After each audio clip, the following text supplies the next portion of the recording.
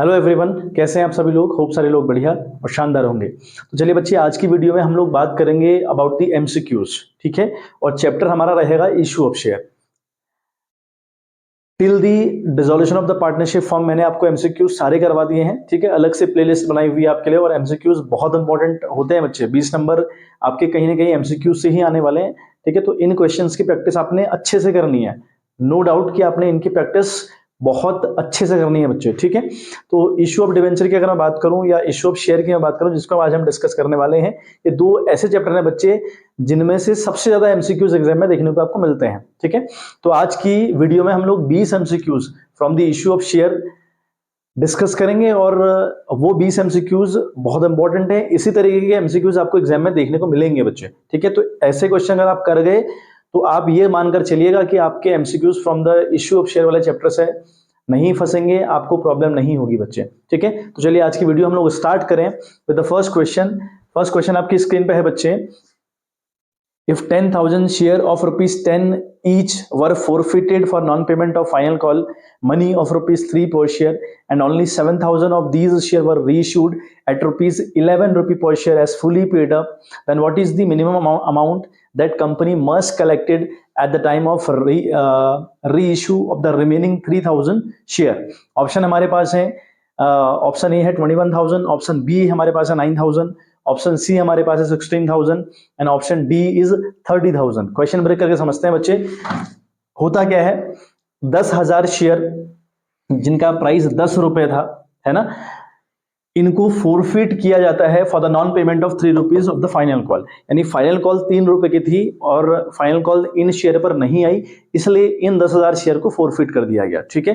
देखो, अगर लास्ट की 3 रुपए की कॉल जो फाइनल कॉल है वो नहीं आई, इसलिए इनको फोरफिट किया, तो इसका ये मतलब साफ हुआ बच्चे कि इन पर 7 रुपए तो आ चुके थे, हाँ है ना। एग्री विद दिस भाई। अगर हम 10,000 शेयर फोरफिट कर रहे हैं for the non payment of final call of rupees 3, तो इसका मतलब हुआ ना कि 7 रुपए आ चुके हैं, 7 रुपए आ गए होंगे।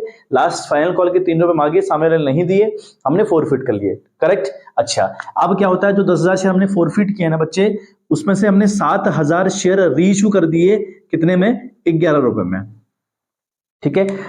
हमने उनमें से 7,000 शेयर रीइश्यू कर दिए 11 रुपए में, उनकी तो बात पूछ ही नहीं रहा। अब क्वेश्चन क्या पूछ रहा है कि जो रिमेनिंग 3,000 शेयर है, अब रिमेनिंग 3 का क्या मतलब हुआ, हमने 10,000 शेयर फोरफिट किए, जिसमें से 7,000 तो रीइश्यू कर दिए, बचे ना 3,000 शेयर। ये जो 3,000 शेयर हैं, इनको हमें मिनिमम कितने में रीइश्यू करना चाहिए, मिनिमम कितने में रीइश्यू करना चाहिए। अब एक बहुत इंपॉर्टेंट बात आप सुनिएगा, जब हम शेयर रीइश्यू करते हैं ना बच्चे, तो हम डिस्काउंट उतना ही दे सकते हैं जितना कि हमने पहले इश्यू के टाइम पे कलेक्ट कर लिया है, ठीक है। समझो, हमने 10,000 शेयर इश्यू किए थे और इन 10,000 शेयर पर हम 7 रुपए रिसीव कर चुके हैं। आखिरी की 3 रुपए की कॉल रिसीव नहीं करी थी ना, आप 7 रुपए रिसीव कर चुके हैं, करेक्ट। तो जब आप इन शेयर को रीइश्यू करें तो आप 7 रुपए तक का डिस्काउंट दे सकते हैं। इट मींस कि आप इनको कम से कम 3 रुपए में बेचेंगे, 3 रुपए से नीचे आप इनको नहीं बेच सकते। आप डिस्काउंट मैक्स 7 रुपए तक दे सकते हैं बच्चे, उससे नीचे डिस्काउंट नहीं देंगे। मतलब आपको ये जो शेयर हैं जो आपने फोरफिट किए हैं, इनको कम से कम 3 रुपए का तो बेचना ही पड़ेगा। तो क्वेश्चन पूछ रहा है कि जो रिमेनिंग 3,000 शेयर हैं, उनको मिनिमम कितने में बेचें हम लोग, मिनिमम कितने में बेच सकते हैं हम, इनको मिनिमम 3 रुपए में बच्चे बेचेंगे, ठीक है। मैंने आपको रीजन दिया कि आप इन शेयर पर 7 रुपए रिसीव कर चुके हैं, जितना हम रिसीव कर चुके होते हैं उतने तक का डिस्काउंट हम दे सकते हैं, ठीक है। आई बात समझ में। तो 3,000 इंटू 3, 7 का डिस्काउंट दे दिया हमने, तो 3 में हमको मिनिमम बेचना पड़ेगा। तो बच्चे 9,000 रुपए हमको कम से कम इस पर रिसीव करने पड़ेंगे, और हम करेंगे, ये कंपल्शन है बच्चे। इससे नीचे आप रिसीव करने की कंडीशन में नहीं होते हो। तो इसका आंसर बच्चे बी वाला जो ऑप्शन है 9,000, that is the correct answer, ठीक है। चलो बात करते हैं अगले वाले की, ठीक है। हालांकि ये जो क्वेश्चन है ये मिक्सअप है इश्यू ऑफ डिवेंचर और इश्यू ऑफ शेयर वाले चैप्टर से, तो क्वेश्चन काफी इंपॉर्टेंट है, 2-3 बार एग्जाम में देखा गया है। क्वेश्चन कहता है कि on 1 April 2022 Glaxo Limited had a balance of rupees 8,000 in securities premium account. During the year, company issued 20,000 equity share of rupees 10 each as bonus share and used the balance amount to write off loss on issue of debenture on account of rupees 2,009% debenture of rupees 100 each at a discount of 10%, redeemable at 5% premium. The amount to be charged as a statement of P&L account या P&L for loss on issue of debenture would be, that is 30 lakh, 22 lakh, 24 lakh and 20 lakh, ठीक है। Question break करके हम लोग समझते हैं कि language क्या कह रही है, क्वेश्चन कहना क्या चाहता है। समझो बच्चे, कहानी में क्या ट्विस्ट है, कह रहा कि किसी कंपनी के पास है ना, एक कंपनी का नाम हमको दिया हुआ है और उस कंपनी की कहानी ये है ना, कंपनी जो ग्लेक्स लिमिटेड है उसके पास 8 लाख रुपए हैं सिक्योरिटीज प्रीमियम अकाउंट या सिक्योरिटीज प्रीमियम रिजर्व के नाम से। ठीक है, आपने सिक्योरिटीज प्रीमियम रिजर्व का नाम सुना होगा, whenever you are issuing your debentures और योर शेयर्स, है ना, more than the face value, तो जो पैसा आपका एक्स्ट्रा आता है उसको आप डालते हो सिक्योरिटीज प्रीमियम में। क्लियर कट होगा ये बात बहुत क्लियर कट होगी कि अगर शेयर का प्राइस 10 रुपए है और आपने उसको 11 में बेचा, तो जो 1 रुपए आपने फालतू का बेचा है या ज्यादा में बेचा है, उस 1 रुपए को आप लेते हो with the name of securities premium. Same कहानी डिबेंचर के साथ है। ठीक है, अभी जो एसपीआर है ना बच्चे, जो सिक्योरिटीज प्रीमियम रिजर्व है, इसका असल में यूज क्या है? ठीक है, मैं आपको 2 यूज बता देता हूं। इनका जो यूज है बच्चे, एक तो यूज होगा अगर आपको शेयर इशू करते वक्त लॉस हो। ठीक है, आपको शेयर इशू करते वक्त अगर लॉस हो, उस लॉस की रिकवरी आप इस प्रीमियम से करते हैं। दूसरा बच्चे, आपको अगर डिबेंचर इशू करते वक्त लॉस हो तो उसकी रिकवरी आप यहां से करते हैं, या आपको अपने डिबेंचर रिडीम करते वक्त, रीपे करते वक्त लॉस हो तो उसकी रिकवरी आप यहां से करते हैं। तो इसके जो गोल्डन 3 यूज है ना बच्चे, एक तो शेयर को इशू करते वक्त अगर आपको लॉस होगा उसकी रिकवरी आप करेंगे फ्रॉम द सिक्योरिटीज प्रीमियम, और अगर आपको डिबेंचर इशू करते वक्त या उसको रिडीम करते वक्त लॉस होता है, that loss will be covered from the securities premium reserve. आई बात समझ में? आप कहानी समझे। कंपनी में का क्या हुआ, कंपनी ने 2,000 शेयर 10 रुपए के हिसाब से इशू किए to its share holder as a bonus share. अब बोनस समझते हैं आप? बोनस का मतलब आपने फ्री में उनको शेयर दे दिए। तो अगर आप फ्री में शेयर देंगे किसी को तो लॉस होगा ना बच्चे आपको, तो कंपनी को इस केस में 2 लाख रुपए का नुकसान होता है। बात समझ में आ गई?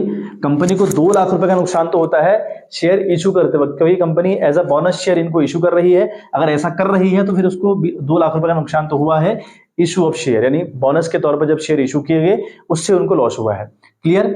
अच्छा, अब क्या करा, 2 लाख इसने डिबेंचर भी इशू किए, 2 लाख डिबेंचर इशू किए एट 10% डिस्काउंट। ठीक है, और 5% प्रीमियम पर ही रिडीम होने जा रहे हैं। ये डिबेंचर जो इसने इशू किए हैं ना बच्चे, 2 लाख डिबेंचर इसने पब्लिक को इशू किए इस कंपनी ने, जो कि 10% की डिस्काउंट पे इशू किए जा रहे हैं। असल में इनका प्राइस है 100 रुपया, है ना, तो जो चीज 100 रुपए की है उसको आप 10% के डिस्काउंट पे दे रहे हो, मतलब 10 रुपए कम में बेच रहे हो, मतलब आप 90 का बेच रहे हो। तो भाई आपको 10 रुपए का नुकसान तो इशू करते वक्त हो रहा है। ठीक है, जब आप डिबेंचर इशू कर रहे हैं ना तो आपको 10 का नुकसान हो रहा है। तो 2 लाख इंटू 10, तो ये हो गया बच्चे 20 लाख रुपया। 20 लाख का नुकसान आपको इशू करते वक्त हो गया। समझ में आ रही है बात? आप 2 लाख डिबेंचर इशू कर रहे हैं जिनका प्राइस 100 रुपए था, उनको आप 90 का बेच रहे हैं सामने वाले को, तो 10 का नुकसान हुआ। तो इशू करते वक्त आपको 20 लाख का नुकसान ही होता है बच्चे। अच्छा, फिर उन्हीं 2 लाख डिबेंचर को रिडीम करते वक्त आप उनको रिडीम कर रहे हैं 5% के प्रीमियम पर। 5% की प्रीमियम का ये मतलब हुआ कि डिबेंचर की वैल्यू 100 रुपए है, लेकिन आप सामने वाले को जब रीपे करेंगे, पेमेंट करेंगे, उसको आप पे करेंगे 105 रुपया। ये है रिडीमेबल एट 5% प्रीमियम का मतलब। ठीक है, तो 5 का नुकसान बच्चे आपको यहां पर होता है, तो 2 पंजे 10 लाख का नुकसान ये हो गया बच्चे आपको। ठीक है, तो अल्टीमेटली जो आपको नुकसान हुआ ना बच्चे, इशू करते वक्त डिबेंचर को 20 लाख का नुकसान हुआ, डिबेंचर को रिडीम करते वक्त आपको 10 लाख का नुकसान हो रहा है, और share as a bonus issue करते वक्त आपको 2 लाख का नुकसान है। तो कुल मिलाकर आपको 32 लाख का नुकसान हो रहा है। समझ में आ रही है? आपको अल्टीमेटली 32 लाख रुपए का नुकसान हो रहा है। अभी जो 32 लाख का आपको नुकसान हुआ है 3 चीजों से, उसकी रिकवरी आप कर सकते हैं फ्रॉम दी सिक्योरिटीज प्रीमियम। ठीक है, आप कर लीजिए। 8 लाख रुपए आपके वहां फंड में पड़ा हुआ है, तो आपने 8 लाख की रिकवरी कर ली बच्चे। कितना बचता है? 24 लाख। ये जो 24 लाख हमारा सिक्योरिटीज प्रीमियम से रिकवर नहीं हो पाया है ना बच्चे, इस अमाउंट को आप डालते हैं या इस अमाउंट को आप रिकवर करते हैं from the statement of PNL account. यही हमसे क्वेश्चन पूछ रहा है कि हम कितना अमाउंट वहां ट्रांसफर करेंगे या कितना अमाउंट वहां से रिकवर करेंगे। तो दैट विल बी 24 लाख रुपी। बहुत इंपॉर्टेंट क्वेश्चन था, बहुत इंपॉर्टेंट कॉन्सेप्ट थे इसमें। ठीक है, मैंने आपको अल्टीमेटली गोल्डन रूल या गोल्डन यूज बताया सिक्योरिटीज प्रीमियम रिजर्व का, और 3 यूज आपने देख लिए कि हम उसको कहां यूज करते हैं, और अगर हमारी लॉस रिकवर नहीं हो पाती, ठीक है, तो हम उस लॉस को कहां से रिकवर करेंगे बच्चे? हम उस लॉस को रिकवर करेंगे from the statement of PNL account. Clear? चलिए, तो बच्चे आप क्वेश्चन सीखते जाइए। ठीक है, अगर 20 क्वेश्चन हमारे नहीं होंगे ना, सपोजिंग अगर मुझे लगेगा कि वीडियो लेंथी हो रही है, तो मैं 20 क्वेश्चन आज ही नहीं करवाऊंगा, मैं सिर्फ 10 की बात करेंगे। अदरवाइज मैं 20 क्वेश्चन तैयार किए हैं आपके लिए, लेकिन एक्सप्लेनेशन में टाइम लग रहा है। अगर मुझे लगेगा कि बहुत लेंथी वीडियो, अब 1 घंटे की वीडियो में डाल नहीं सकता, एक वीडियो 1 घंटे की देखना थोड़ा सा बोरियत भरा काम हो जाता है, तो हम ट्राई करेंगे कि 10 आज कर लें, 10 हम कल की वीडियो में कर लेंगे, ठीक है। तो बट हमको जो कॉन्सेप्ट है वो सीखने की, कॉन्सेप्चुअल चीजें रहती है बच्चे।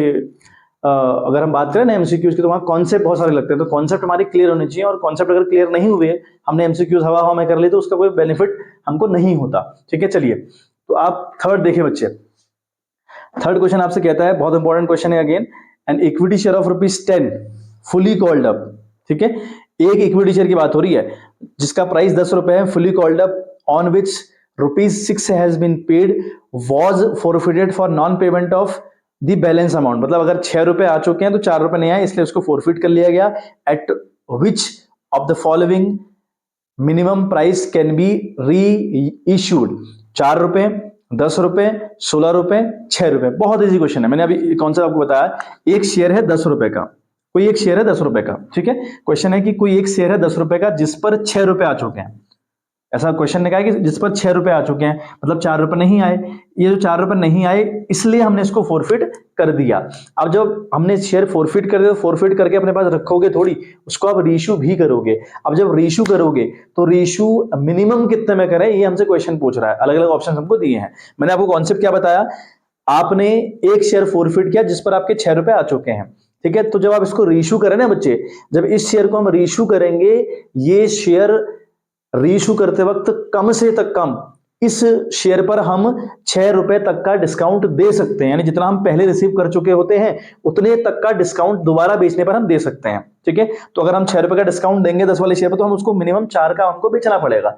बात समझ में आ गई? तो ये जो शेयर बिकेगा ना, इसका जो मिनिमम प्राइस होना चाहिए वो 4 रुपए तो कम से कम होना चाहिए, इससे नीचे नहीं आ सकते आप।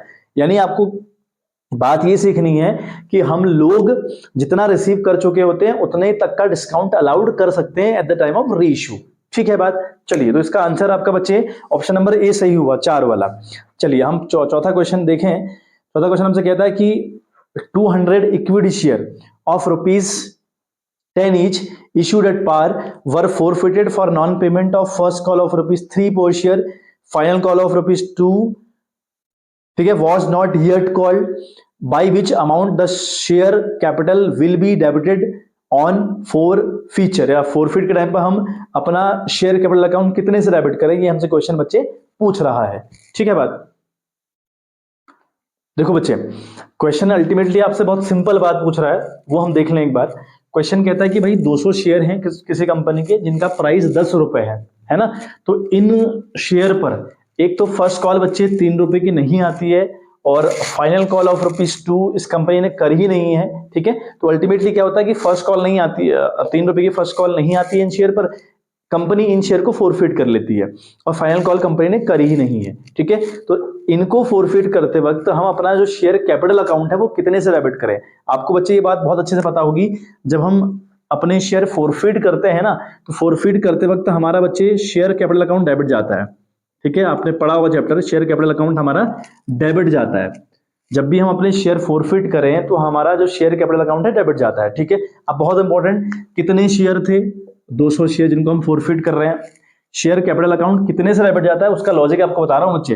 तो शेयर कैपिटल अकाउंट डेबिट जाता है, कितने शेयर थे इनटू आपने कहां तक की कॉल करी, आपने कहां तक का पैसा मांगा। आपने मांगा होगा एप्लीकेशन, आपने मांगा होगा अलॉटमेंट, आपने मांगा होगा कॉल, लास्ट की तो कॉल करी ही नहीं है आपने, दिया ना नहीं दिया, this is not the matter. Matter ये है कि जो शेयर कैपिटल अकाउंट है वो कितने से डेबिट जाता है, आपने जहां तक की कॉल कर रखी है। तो आपने यहां कॉल करी, मांगा होगा एप्लीकेशन का, अलॉटमेंट मांगा होगा, फर्स्ट कॉल मांगी होगी, दी या नहीं दी, that is not the matter for us, वो नहीं दी हालांकि, लेकिन यहां तक की कॉल आपने करी है, फाइनल कॉल आपने करी ही नहीं है। तो आपने अल्टीमेटली 3 ये है ना, और लास्ट की कॉल 2 रुपए की है। भाई जो 10 रुपए का शेयर है उसका लास्ट पार्ट 2 रुपए का है, तो बाकी बचा 8 रुपए का पार्ट ना, तो 8 रुपए की तक की कॉल कर रखी है आपने बच्चे। तो 8 दूना 1600, यानी ये 1600 रुपए से बच्चे डेबिट जाएगा, ठीक है। तो जो इक्विटी शेयर कैपिटल अकाउंट है वो बच्चे आपका 1600 रुपए से डेबिट जाएगा। क्लियर है? चलिए ठीक है, आंसर देखें, हाँ बी वाला आंसर इसमें दे रखा है, तो this is the correct answer B1। चलिए बच्चे, फिफ्थ बात हम करते हैं। है ना। इसमें दिया है Ayesha limited forfeited 1,10,000 share of ₹10 each, issued at 20% premium for the non-payment of first call of ₹2 per share and the final call of ₹3 per share. Share forfeited account will be credited with, ठीक है। तो जो share forfeited account है वो कितने से credit जाएगा, इसकी बात क्वेश्चन पूछ रहा है आपसे। 5,50,000 पहला ऑप्शन है, 7,70,000 दूसरा ऑप्शन, तीसरा ऑप्शन 2,20,000 और चौथा ऑप्शन 5 लाख रुपए। तो इन में से एक ऑप्शन बच्चे हमको चूज करना है और सही ऑप्शन हमको चूज करना है कि सही ऑप्शन कौन सा है बच्चे। तो बच्चे समझे क्वेश्चन आप। हाँ, क्वेश्चन कहता है कि कंपनी ने क्या करा बच्चे, 1,10,000 इक्विटी शेयर फोरफीट कर लिए, ठीक है। फोरफीट क्यों किए, क्योंकि भैया एक तो हमारे पास पेमेंट नहीं आई फर्स्ट कॉल की ₹2 और फाइनल कॉल की नहीं आई ₹3, मतलब उसने फर्स्ट कॉल भी नहीं चुकाई और फाइनल कॉल ₹3 की ये भी नहीं चुकाई, इसलिए ये शेयर फोरफिट कर दिए गए। अच्छा, ये शेयर थे कितने के, ये शेयर थे ₹10 का ये शेयर था और इस पर 20% का था प्रीमियम। अब 10 का 20% हुआ बच्चे ₹2, तो अल्टीमेटली आपने शेयर बेचा ₹12 का, ठीक है। आपने शेयर बेचा ₹12 का। अब उस पर क्या हुआ, फर्स्ट कॉल ₹2 की नहीं आई और फाइनल कॉल ₹3 की नहीं आई। अब क्वेश्चन हमसे पूछता है कि जब हम इन शेयर को फोरफिट करेंगे ना, तो फोरफिट करते वक्त हम एक एंट्री करते हैं। एंट्री मैं आपको बता देता हूं, एंट्री शेयर्स को फोरफिट करते वक्त क्या होती है, इक्विटी शेयर कैपिटल अकाउंट बच्चे आप डेबिट करते हैं, पहली बात, ठीक है। इक्विटी शेयर कैपिटल अकाउंट आप डेबिट करते हैं। फिर आप जिन शेयर को फोरफिट करते हैं या जिन शेयर को हम फोरफिट कर रहे होते हैं, एक बात हम अपने जहन में बिल्कुल क्लियर रखें या देख लें कि हमारा जो प्रीमियम है, सिक्योरिटीज प्रीमियम है, वो आया है या नहीं आया है। अगर वो आ चुका है, अगर वो आ चुका है तो बहुत बढ़िया। अब यहां पे क्या हुआ होगा, आ चुका होगा, क्योंकि फर्स्ट कॉल और फाइनल कॉल नहीं आई। जबकि प्रीमियम की बात 99.9% होती है विद द अलॉटमेंट, तो ये आ चुका होगा। क्वेश्चन में तो ऐसा अलॉटमेंट नहीं आया, कहा ही नहीं है, उसने कहा कि फर्स्ट कॉल नहीं आई, फाइनल कॉल नहीं आई, अलॉटमेंट आ चुका है इसका मतलब। अब अगर अलॉटमेंट आ चुका है तो प्रीमियम भी आ चुका है। तो जब भी हम शेयर फोरफिट करें, ये बात बिल्कुल जहन में रखें कि प्रीमियम आया है या नहीं आया है। अगर आ गया है फिर तो कोई दिक्कत परेशानी नहीं है, अगर नहीं आया है तो बच्चे हमको सिक्योरिटीज प्रीमियम अकाउंट भी डेबिट करना पड़ता है फोरफिट करते वक्त, क्लियर। तो हम शेयर कैपिटल अकाउंट को डेबिट करेंगे, ठीक है। हाल फिलहाल प्रीमियम आ चुका है तो उसको डेबिट करने से रहे। अब जहां जहां पैसा नहीं आया, भाई 2 इक्विटी शेयर फर्स्ट कॉल पे नहीं आया उसको क्रेडिट किया, 2 इक्विटी शेयर फाइनल कॉल पे नहीं आया उसको क्रेडिट किया, इन दोनों की जगह हम कॉल्स एंड एरियर भी खोल सकते हैं, ठीक है बात। अब फिर हम करेंगे 2 इक्विटी शेयर फोरफिटेड। अब यहां कितना अमाउंट आएगा, कितना अमाउंट हमको लिखना चाहिए, ये हमसे क्वेश्चन पूछ रहा है, ठीक है। अब यहां अमाउंट कैसे आता है, यहां कितने शेयर आप फोरफिट कर रहे हो, 1,10,000 वो लिखो। आप कितने शेयर फोरफिट कर रहे हो वो लिखो। फिर देखो कितना पैसा आ चुका है बच्चे, देखो ₹2 ये नहीं आया, ₹3 ये नहीं आया, कुल मिलाकर ₹10 का शेयर है ना। प्रीमियम को छोड़िए आप, आपका शेयर असल में है ₹10 का, आपने ₹2 का एक्स्ट्रा का बेचा, वो ₹2 एक्स्ट्रा आपका नहीं, वो प्रीमियम का है, ठीक है। तो आपका शेयर ₹10 का हुआ, तो हमारा कंसर्न ₹10 से है। तो उस 10 में हमने 5 रिसीव नहीं किया, ₹2 फर्स्ट कॉल का, ₹3 फाइनल कॉल का, तो इसका मतलब ₹5 रिसीव कर चुके होंगे ना बच्चे, ये तो मतलब हुआ। तो जो ₹5 आप रिसीव कर चुके होते हो उससे आप इसको मल्टीप्लाई करोगे, है ना। फोरफिट वाली कहानी में क्या है, कितने शेयर आप फोरफिट कर रहे हो और कितना पैसा आप रिसीव कर चुके हो प्रीमियम को हटाते हुए, प्रीमियम को हटाते हुए, प्रीमियम को इंक्लूड नहीं करना है। तो 1,10,000 को अगर आप 5 से मल्टीप्लाई करते हैं तो ये आएगा आपका ₹5,50,000। तो ये अकाउंट आपका बच्चा क्रेडिट जाएगा ₹5,50,000 से। तो आई थिंक ए ऑप्शन में दिया है ₹5,50,000, that is the correct option, ठीक है बात। चलिए बच्चे, हम लोग सिर्फ 10 क्वेश्चन डिस्कस करेंगे क्योंकि टाइम बहुत लग रहा है एक्सप्लेनेशन में, 18-19 मिनट ऑलरेडी हो चुके हैं और हम सिर्फ 5 क्वेश्चन अभी तक कर पाए हैं। तो हम लोग बच्चे सिर्फ और सिर्फ 10 क्वेश्चन करेंगे आज के सीरीज में, ठीक है। हालांकि मैं 20 क्वेश्चन आपके लिए बनाए हुए हैं, तो 10 आपके लिए कल आ जाएंगे। और फिर कल मैं आपको टेलीग्राम के चैनल पर, जो कि हमारा विद द सेम नेम है कॉमर्स नॉलेज सेंटर, उस पर आपका ये पीडीएफ आपको सेंड करने का काम करूंगा, ठीक है बच्चे। तो आप लोग बने रहिए। और बीच में थोड़ा सा गैप मेरा रह गया था बिकॉज थोड़ा सा इश्यूज आ गए थे कुछ, ठीक है। तो आप लोग फिलहाल बने रहिए, मैं आपके साथ अब आपको एग्जाम की तैयारी करवाऊंगा। कुछ चैप्टर मैं आपको नहीं करवा पाया, अब टाइम भी नहीं है, तो मैं आपको फाइनल तैयारी करवाने आ रहा हूं। आप लोग एमसीक्यूज करें और हम कुछ दिनों बाद फिर जो हमारा सीबीएसई का सैंपल पेपर जो रिसेंट आया हुआ है उसको हम लोग सॉल्व करेंगे बच्चे। तो अब आप तैयारी पे लग जाइए बिल्कुल। अब आपको तैयारी बिल्कुल तरीके से मैं करवाऊंगा बच्चे। 3-3 नंबर वाले कौन कौन से क्वेश्चन इंपॉर्टेंट रहते हैं, किस तरीके के क्वेश्चन एग्जाम में आते हैं, वो मैं आपको करवाऊंगा। 6-6 नंबर के जो क्वेश्चन आते हैं एग्जाम में वो मैं आपको करवाऊंगा बच्चे। आप चैनल पे आइए और बिल्कुल आपको 5-7-8 दिन में ये सीरीज मिल जाएगी बच्चे कि 3-3 नंबर वाले क्वेश्चन कौन से इंपॉर्टेंट है, 6-6 नंबर वाले कौन से इंपॉर्टेंट है, एमसीक्यूज में क्या इंपॉर्टेंट है, 4-4 नंबर वाले कौन से क्वेश्चन इंपॉर्टेंट है। ये पूरी एक कंबाइंड वेन्यू में इसका लेकर आऊंगा, आप लोग बिल्कुल बने रहिए। अब ठीक है, तैयारी अगर आपको करनी है 90 के ऊपर मार्क्स लाने, तो जुड़िए आप मेरे साथ, कंफर्म तौर पे आपके साथ मैं जुड़ूंगा तो आपकी श्योरली हेल्प होगी बच्चे। तो चलिए हम लोग छठा क्वेश्चन आज का देखें बच्चे। तो क्वेश्चन कहता है कि which of the following statement is true. ये स्टेटमेंट आपने पढ़नी है और आपने देखना है कि कौन सी बात सही है, जो गलत है उसको तो आपने इग्नोर करना है, जो बात सही है वो आपका आंसर रहेगा। पहला ये कहता है कि the share of public limited company are not freely transferable, यानी जो पब्लिक लिमिटेड कंपनी होती हैं उनके शेयर ट्रांसफरेबल नहीं होते, ऐसा स्टेटमेंट कह रही है, जबकि ऐसा नहीं है बच्चे, उनके शेयर ट्रांसफरेबल होते हैं। तो पहली बात तो बिल्कुल गलत है, हमको सही बात पर टिक करना है। ठीक है, अगली बात करता है कि paid up capital is that part of the subscribed capital which has been called up. बिल्कुल सही बात है, पेड अप कैपिटल, जो पेड अप कैपिटल है वो सब्सक्राइब कैपिटल का वो पार्ट है जो कि कॉल किया गया, जिसको कॉल करी गई। देखो क्या मतलब हुआ इस बात का, आपका शेयर था 10 रुपए का, ठीक है, आपने माना आपने 8 रुपए मांगा, है ना, अभी तक आपके पास 6 रुपए आ रखे हैं आपके शेयर होल्डर से। तो ये जो 6 रुपए है ना बच्चे, ये 6 रुपए कॉल्ड अप कैपिटल का जो पार्ट है, ये 6 रुपए पेड अप कहलाता है, 8 रुपए कॉल्ड अप कहलाता है। कितना आपने मांग रखा है और कितना आ गया, उसको हम पेड अप कहते हैं, कॉल्ड अप कहते हैं। तो क्या कह रहा है कि जो पेड अप कैपिटल है वो कॉल्ड अप कैपिटल का पार्ट है। तो भाई बिल्कुल सही बात है, ये बात बिल्कुल सही है। ठीक है, अच्छा फिर हम बात करें बी सी वाले ऑप्शन की, the company can not raise more capital than the amount of capital specified in the memorandum association. बिल्कुल ऐसा नहीं होता बच्चे, अगर कंपनी को फंड की जरूरत पड़ेगी, कंपनी अगर फाइनेंशियल क्राइसिस से गुजरेगी, तो कंपनी अपनी कैपिटल को इंक्रीज कर सकती है या ज्यादा कैपिटल को मांग सकती है। ठीक है, रेज अपनी कैपिटल को कर सकती है, तो बिल्कुल गलत बात है। फिर हम बात करें डी वाला, the part of the uncalled capital which is called only in the event of winding up of the company is called capital reserve। क्या बोल रहा है क्वेश्चन, कितनी घटिया बात बोल रहा है स्टेटमेंट। ये बोल रहा है कि भाई 10 रुपए का शेयर है, मान लिया मैंने अभी तक 8 रुपए अपने शेयर होल्डर से मांगे हैं, 2 नहीं मांगे हैं, वो 2 मैं कब मांगूंगा, जब कंपनी बंद करूंगा। ऐसा होता है क्या? नहीं, बिल्कुल सारे तीनों स्टेटमेंट गलत हैं बी वाले के अलावा। जो बी वाली स्टेटमेंट है वो करेक्ट है बच्चे, बाकी सारे स्टेटमेंट बिल्कुल घटिया और वाहियात हैं। ठीक है, चलिए हम लोग बात करते हैं 7th क्वेश्चन के ऊपर। ठीक है, अगेन एक इंपॉर्टेंट क्वेश्चन है, कहता है कि a share of ₹20 is issued at par for which ₹8 is not yet called. ठीक है, एक शेयर था जिसका प्राइस था 20 रुपया, जिस पर 8 रुपए अभी तक नहीं मांगे हैं। The called up capital is, अब यहां पर कॉल्ड अप कैपिटल कितनी है ये क्वेश्चन कहता है। तो बहुत इजी सा क्वेश्चन है, क्या है ना, आपका एक शेयर है 20 रुपए का, जिस पर अभी तक आपने 8 रुपए की कॉल नहीं कर रखी है ना। शेयर कितने का है? 20 रुपए का। आपने कितने अभी तक नहीं मांग रखे हैं? 8 रुपए के।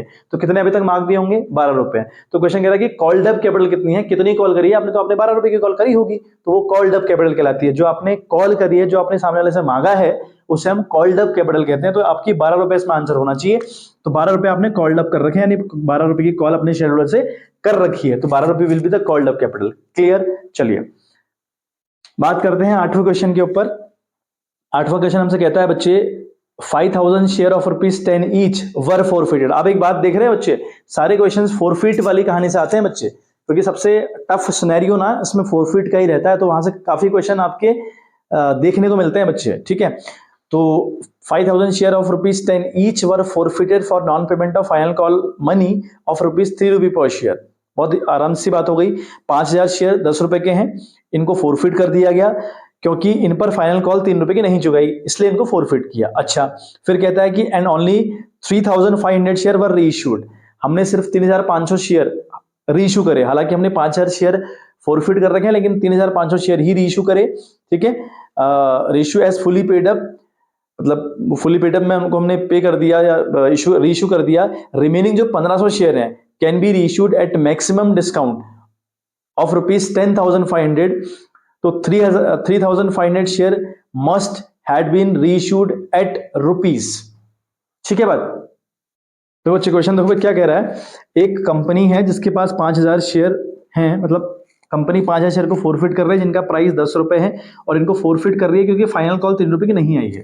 ठीक है, अब कंपनी क्या करती है, इनमें से 3500 शेयर तो रीइश्यू करती है as fully paid up, as fully paid up, इसमें 3,500 फुली पेड अप का मतलब हुआ कि मालिक सामने वाले को 10 रुपये से बनाती है तो इनको वो रीइश्यू करती है, ठीक है। और रिमेनिंग जो 1,500 शेयर हैं उन पर जो मैक्स लेवल का डिस्काउंट है वो आपको दे रखा है कि वो 10,500 हो सकता है, ठीक है। ये 10,500 हो सकता है। क्वेश्चन ने ऐसे कहा है कि जो 1,500 शेयर हैं रिमेनिंग, हालांकि वो 3500 तो बेच रही है, लेकिन जो रिमेनिंग 1,500 शेयर हैं उन पर जो मैक्स डिस्काउंट जा सकता है वो जा सकता है 10,500 का।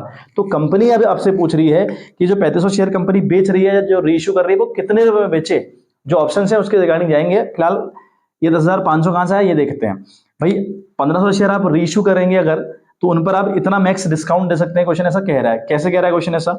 शेयर 10 रुपए का है, इन पर आप 7 रुपए रिसीव कर चुके हो ना, क्योंकि 3 रुपए नहीं किए तो आपने फोरफिट कर दिया, तो इसका 7 कर चुके हो। तो जितना हम कर चुके होते हैं उतने तक का डिस्काउंट हम अलाउड कर सकते हैं। तो 15,700 होता है 105।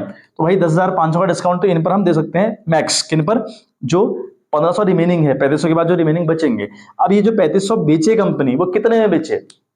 तो इन 3500 को भी कंपनी कम से कम 3 में बेच सकती है। 7 रुपए का डिस्काउंट इन पर भी कंपनी दे सकती है, कोई दिक्कत नहीं है। वहां क्वेश्चन है खाली लैंग्वेज घुमा दी कि कितने का बेचे हैं। अब ऑप्शन देखें, हम ऑप्शन दिया है, हम बेच लें उनको, हम उनको बेच लें 10 रुपए में, उनको बेच लें 9 रुपए में, उनको बेच लें 11 रुपए में। तो भाई एनी ऑफ दिस, कोई भी ऑप्शन आप चूज कर लीजिए, सब सही है। मैंने क्या बोला, इन 3500 शेयर को आप 3 रुपए में अगर बेचेंगे ना तब भी चलेगा, तब भी चलेगा, क्योंकि आप 7 तो ऑलरेडी रिसीव कर चुके हैं। तो 3 रुपए भी में भी आप बेच सकते हैं। 3 से कम में आप नहीं बेच सकते, उससे ऊपर आप 4 में बेचिए, 10 में बेचिए, 11 बेचिए, 15 बेचिए, 8 बेचिए, 9 बेचिए, आपकी इच्छा, लेकिन 3 से नीचे नहीं आना है। ये है कहानी। तो क्वेश्चन अलग अलग ऑप्शन दिए, 11, 10 इस टाइप के ऑप्शन आपको दिए हैं, तो भाई किसी में बेच लो, 3 से कम का नहीं बेचना था।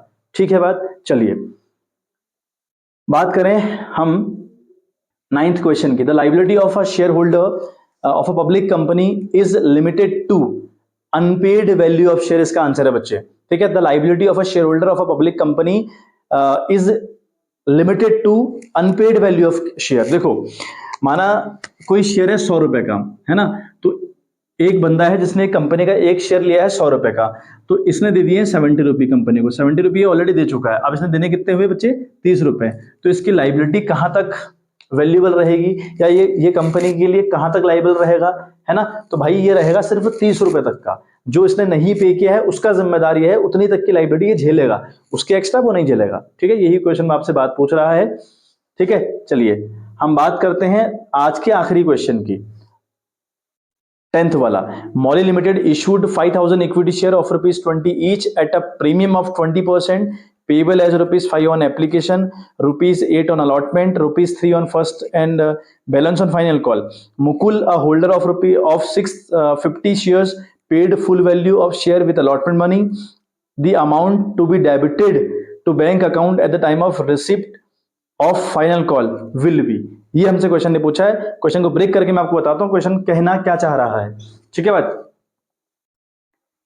क्वेश्चन को बच्चे ब्रेक करके समझाऊं मैं आपको। कहानी क्वेश्चन की क्या है, एक कंपनी है जो 5,000 शेयर इशू कर रही है 20 रुपए के हिसाब से विथ 20% प्रीमियम। ठीक है, अब क्या मतलब हुआ भाई इसका, 20 रुपए का शेयर हुआ प्लस 20% का प्रीमियम। अगर आप 20 का 20% निकालते तो आता है 4 रुपया, तो 4 मतलब आप अल्टीमेटली 24 रुपए का अपना शेयर बेच रहे हो। ये क्वेश्चन कह रहा है। ठीक है, अब देखो जिस पर पैसा कैसे आता है, बहुत इंपॉर्टेंट ये है कि पैसा कैसे आता है। क्वेश्चन हमको हम दिया हुआ है साफ साफ कि पैसा कैसे कैसे आता है।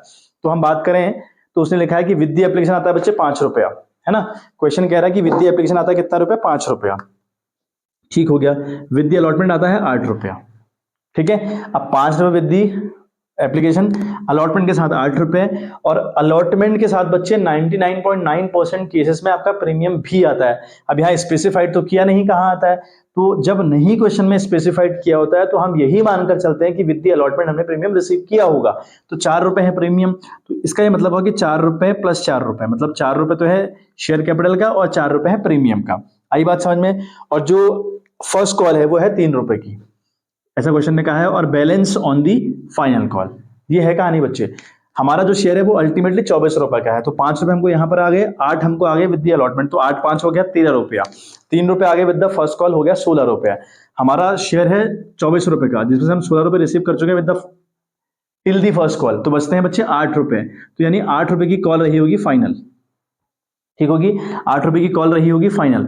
अब हमसे क्वेश्चन क्या पूछता है, क्वेश्चन ये पूछता है कि फाइनल कॉल पर आप कितना पैसा रिसीव करेंगे या आपका बैंक अकाउंट कितने से डेबिट जाएगा अगर एक बंदा है जिसके पास कंपनी के 650 शेयर हैं, है ना, और वो बंदा अलॉटमेंट के टाइम पे, इस अलॉटमेंट के टाइम पे फर्स्ट कॉल और आखिरी कॉल का पैसा आपको एडवांस में पे कर चुका है। ठीक है, समझे क्वेश्चन। क्वेश्चन आपसे पूछता है कि कंपनी 5000 शेयर पर फाइनल कॉल के साथ कितना पैसा रिसीव करने वाली है अगर एक बंदा जिसके पास 650 शेयर है कंपनी के, वो बंदा अलॉटमेंट के साथ आपको फर्स्ट कॉल और फाइनल कॉल भी दे चुका है। देखें, आप जब फाइनल कॉल करेंगे तो आप कॉल करेंगे 5000 शेयर पर, भैया आपकी कंपनी ने 5000 शेयर इशू करें तो आप फाइनल कॉल भी 5000 शेयर पर करेंगे। कितने से करेंगे बच्चे, 5000 इंटू 8, आप करेंगे 40,000 की कॉल। आपको बात समझ में आ रही है, आप कॉल करेंगे 40,000 रुपए की, 5000 शेयर 8 रुपए के हिसाब से, क्योंकि आपकी फाइनल कॉल 8 रुपए की है। अच्छा, एक बंदा है 650 शेयर वाला, जिसके बाद 650 शेयर हैं, वो तो आपको 8 रुपए ऑलरेडी दे चुका है ना विद द अलॉटमेंट। उसने अलॉटमेंट के साथ फर्स्ट कॉल का 3 रुपए भी चुका दिया होगा और 8 रुपए फाइनल कॉल का भी चुका दिया होगा ना, तो दोबारा पे करेगा क्या आपको, नहीं करेगा। तो भाई आप 40,000 की डिमांड करोगे, लेकिन इन शेयर पर 650 शेयर पर 8 रुपए अब थोड़ी आएंगे दोबारा, वो पहले आ चुके हैं, तो ये अमाउंट आपको लेस करना है। ठीक है, 650 इंटू 8, 8 5 40, तो 0 कैरी 4, 8040 और 4 52, 5212 बच्चे, है ना। तो अल्टीमेटली हम देखें कितना आता है, 8, यहाँ रहा 4 3, यानी हमारे पास अल्टीमेटली 14,800 रुपए आने वाले हैं और हमारा जो बैंक अकाउंट है वो 34,800 से डेबिट जाएगा। होप सो मामला क्लियर हुआ हो। ठीक है बच्चे, 10 क्वेश्चन इसी के साथ हमारे हो गए और हमारी वीडियो बच्चे 31 मिनट की ऑलरेडी बन चुकी है। तो अब मैं और बनाऊंगा 10 क्वेश्चन और एक्सप्लेन करूंगा तो 1 घंटे के पार चली जाएगी, तो उससे कोई फायदा नहीं है, आप भी बोर हो जाओगे उस वीडियो को देखने में। तो बेहतर यही है कि हम लोग 10 क्वेश्चन कल की वीडियो में करेंगे और आज क्वेश्चन को आप देखें, समझें अच्छे से। ठीक है, इनकी प्रैक्टिस करें और आपको पीडीएफ बच्चे मैं कल भेजूंगा। ठीक है, टेलीग्राम का चैनल है with the same name commerce knowledge centre, आप सर्च करें टेलीग्राम पे, आपको मिल जाएगा। आपको नोट्स भी वहीं मिलेंगे और जितने भी पीडीएफ रहेंगे बच्चे, पीडीएफ आपको सारी वहीं मिलेंगी। ठीक है, तो इसलिए उस चैनल को आपने उस चैनल को सब्सक्राइब आपने जरूर करना है टेलीग्राम की ऐप में जाके। ठीक है, और नहीं आपको मिलेगा तो हमारा जो यूट्यूब का चैनल है कॉमर्स नॉलेज सेंटर, अगेन उसका जो अबाउट वाला सेक्शन है वहां आप जाइएगा, मैंने वहां पे लिंक पेस्ट किया हुआ है टेलीग्राम का, तो आप वहां से भी ज्वाइन कर सकते हैं। ठीक है बच्चे, तो चलिए आज के लिए बच्चे इतना ही, मिलते हैं आपसे इन द नेक्स्ट वीडियो, तब तक के लिए bye bye, have a good day.